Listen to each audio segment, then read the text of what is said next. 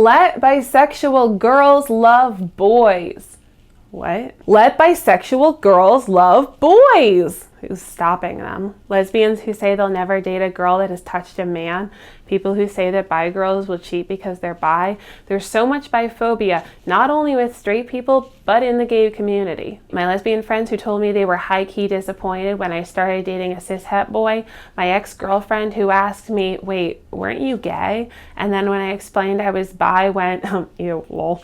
The whole gold star lesbian bullshit. Can we face the biphobia in the LGBT community instead of shoving it under the rug, lol? Spread the word! So let's do that. Let's talk about a statistic that I've seen a fair few times on various lesbian forums over the last 10 years. The statistic shows that 84% of bisexual women end up married to a man, whereas only 9% end up with a woman. Wow, that's crazy.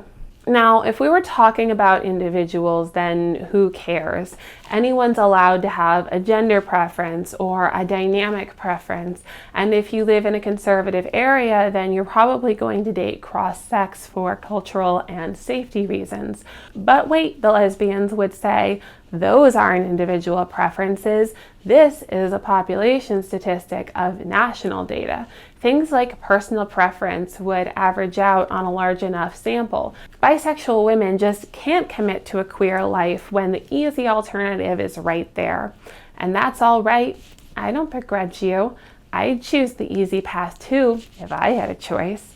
But do be aware that you have chosen the easy path, and as such, is pride really for you? Don't forget that the first Pride was a riot, and you wouldn't exactly have to fight for what you have.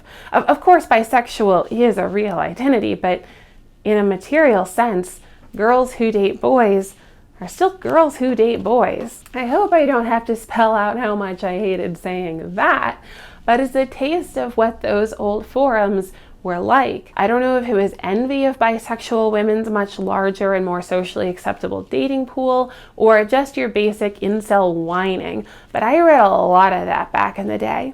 Thankfully, I haven't seen as much of that lately, but I still want to jump in with an analysis of this statistic that I haven't seen anywhere else. 84% of bisexual women end up with a cisgender man. 9% end up with a woman. A fair few stay single, good for them. Instead of comparing men to women, let's compare this statistic against a bisexual woman's actual dating pool. I tried looking up the number of gays in this country, but let's be honest, nobody knows how many gays there are. People lie or aren't particularly introspective or don't want to think about themselves that way or don't know what the interviewer wants to hear or doesn't feel safe sharing. I've seen estimates as low as under 3% and as high as just over 7%. So let's take the high number since it makes my point harder to prove, and I'm still going to make it with room for error. Let's imagine a room with 100 men and 100 women. These are our hypothetical bisexual women's options. Out of these 100 men, 93 are straight, 3 are bisexual, and 4 are gay. Out of the women, 93 are straight, 4 are bisexual, 3 are gay. This means that she's got a dating pool of 96 men and 7 women, or 103 in total. Out of these 103, 93% are men and 7% are women. Let's return to that statistic from earlier. 84% of bisexual women married men and 9% married women, for a total of 93% who married at all. 84 out of 93 is 90% of married bisexual women married men, and 9 out of 93 is 10% of married bisexual women married women. When you look at the numbers this way, it becomes obvious that bisexual women are choosing to marry women more often than a totally neutral sample would produce. 47% more likely, to be precise. And that's the hard to prove version. If I were to use the estimates where just 3% of the population are queer, the proportion of bisexual women who chose to marry women is even greater relative to the general population. Let's take a look. In a room of 100 men and 100 women, 97 men are straight, 1 is bisexual, and 2 are gay.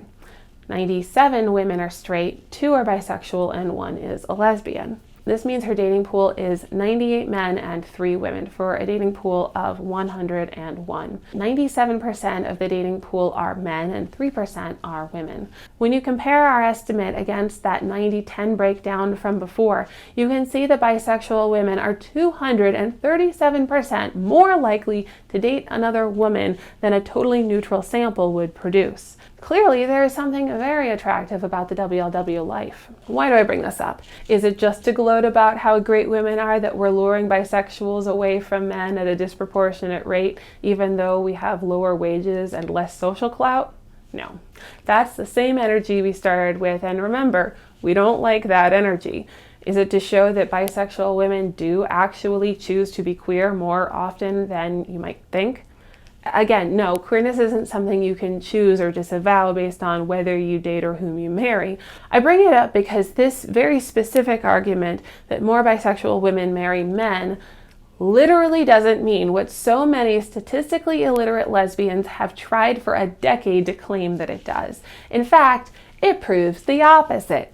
Bisexual women choose at statistically improbable rates to date and marry other women. Why? Well, that is a sociologically interesting question now that we finally understand the trend we're looking at.